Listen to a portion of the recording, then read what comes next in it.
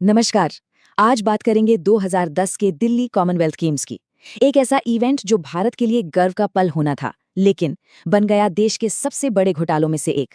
तो चलिए आज इसी कहानी की परतें खोलते हैं। सबसे पहले बस इस एक नंबर पर गौर कीजिए। 70,000 करोड़ रुपए। जी हाँ, 70,000 करोड़ रुपए।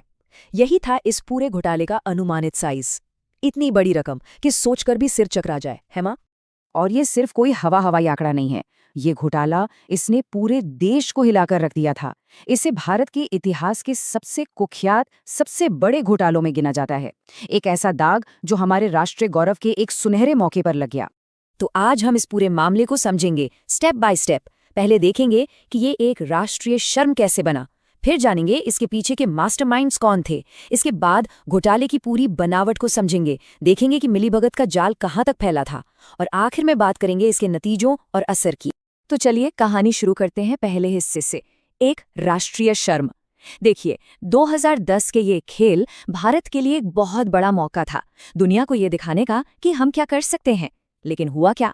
हुआ ये कि ये खेल अपनी चमक दमक के लिए कम और भ्रष्टाचार के आरोपों के लिए ज्यादा याद किए जाते हैं। तो फिर सवाल ये है कि आखिर इस पूरे खेल के पीछे कौन था? कौन थे वो लोग जो इस कथित घोटाले के सेंटर में थे? चलिए अब उन चेहरों पर नजर डालते हैं जिन पर सबसे गंभीर इल्जाम लगे। ये लिस्ट है ऑर्गेनाइजिंग कमिटी के टॉप के लोगों की। सबसे बड़ा नाम जाहिर है चेयरमैन सुरेश कलमाड़ी का था, लेकिन वो अकेले नहीं थे। उनके साथ थे secretary general Lalit Bhanot, director general VK Verma और भी कई बड़े नाम। इल्जाम यह था कि इन सब ने मिलकर पूरे आयोजन में भारी हेरफेर की। ठीक है, तो अब आते हैं सबसे जरूरी हिस्से पर कि यह घोटाला आखिर हुआ कैसे, इसकी बनावट क्या थी। चलिए अब एक एक करके कुछ बड़े मामलों की चीरफाड़ करते हैं।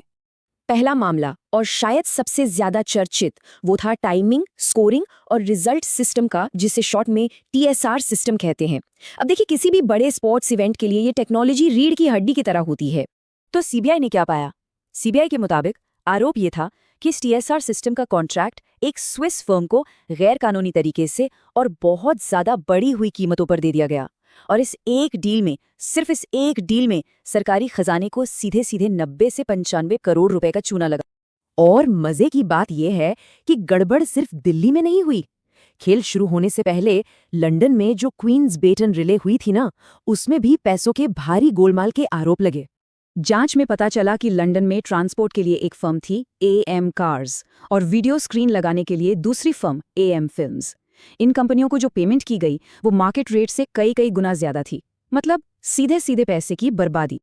अब आते हैं एक और बड़े खेल पर, ब्रॉडकास्ट नेटवर्क कॉन्ट्रैक्ट स्कैंडल। ये वो ठेका था जिससे तय होना था कि गेम्स को पूरी दुनिया में कैसे दिखाया जाएगा। बहुत ही जरूरी कॉन्ट्रैक्ट था ये।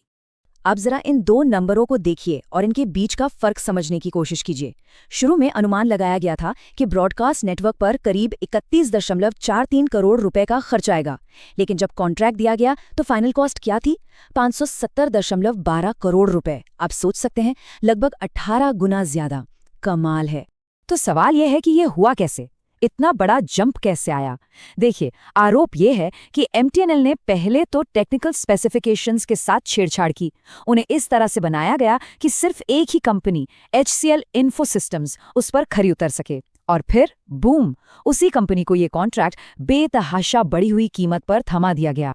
तो अब ये साफ हो रहा था कि ये सिर्फ कुछ लोगों का काम नहीं है, ये तो एक पूरा मकड़जाल था। राजनेताओं, बड़े बड़े अफसरों और कंपनियों के बीच की मिलीभगत का एक पूरा नेटवर्क। चलिए देखते हैं कि इस जाल में कौन कौन फंसा था। तो इस मकर जाल में ऑर्गेनाइजिंग कमेटी के अलावा और कौन कौन शामिल था? कौन थे वो बड़े खिलाड़ी? रिपोर्ट्स में कई बड़े राजनीतिक नाम भी सामने आए। सुरेश कलमाड़ी तो थे ही, उनके अलावा दिल्ली की तत्कालीन मुख्यमंत्री शीला दीक्षित का नाम भी शुंगलू कमेटी और सीएजी की रिपोर्ट में उछला। इतना ही नहीं, कुछ सोर्स डॉक्यूमेंट्स में रॉबर्ट वाड्रा के नाम का भी जिक्र मिलता है। नेताओं के साथ साथ कई बड़े सरकारी अधिकारी भी इस जाल में फंसे थे। प्रसार भारती के सीईओ से लेकर एमटीएनएल के सीएमडी और दूसरे बड़े एग्जीक्यूटिव्स तक, इन सब पर अपनी पावर का गलत इस्तेमाल करने के गंभीर आरोप लगे। और फिर आती हैं कंपनियां। एचसीएल इन्फोसिस्टम्स और एमटीएनएल जैसे बड़े नाम तो थे ही, साथ ही लंदन की वो छोटी छोटी फर्में एएम फिल्म्स और am cars, SIS live, JP group, ये सभी इस कथित मिलीभगत का हिस्सा माने गए। तो अब आते हैं आखिरी और सबसे अहम पड़ाव पर कि इस सब का नतीजा क्या निकला, इसका असर क्या हुआ। हम कानूनी कार्रवाई को भी देखेंगे और उस मानवीय कीमत की भी बात करेंगे जिसे अक्सर भुला दिया जाता है। सबसे बड़ा चेहरा थे सुरेश कलमाड़ी। उनके मामले में क्या हुआ देखिए। अप्रैल 2011 में सीबीआई ने उन्हें गिरफ्तार किया। वो करीब 9 महीने जेल में रहे, फिर उन्हें बेल मिल गई और फिर फरवरी 2013 में कोर्ट ने उन पर साजिश, जालसाजी और भ्रष्टाचार के तहत चार्जेस फ्रेम किए। लेकिन एक और आंकड़ा है, 4 लाख। ये कोई रुपए नहीं है, ये उन लोगों की संख्या है जिन्होंने इन खेलों की एक ऐसी कीमत चुकाई जिसकी बात बहुत कम होती है, एक छिपी हुई मानवीय कीमत। अर्बन प्लानर गौतम भान ने जो कहा वो चौंकाने वाला है। उनके मुताबिक 2010 के कॉमनवेल्थ गेम्स की वजह से बिना किसी ठीक ठाक रिहैबिलिटेशन के लोगों को उनके घरों से निकालने का जो पैमाना था वो अभूतपूर्व था। हमने इमरजेंसी के बाद से इस लेवल की बेदखली नहीं देखी है। सोचिए, शहर को चमकाने के नाम पर 4 लाख लोगों को बेघर कर दिया गया। एक ऐसी मानवीय त्रासदी जिसकी गिनती घोटालों में नहीं होती। तो आखिर में ये एक सवाल हमारे सामने खड़ा है।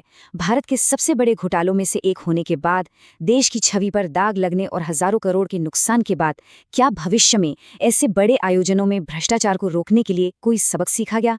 ये एक ऐसा सवाल है जिसका जवाब शायद हम सबको मिलकर ढूंढना होगा।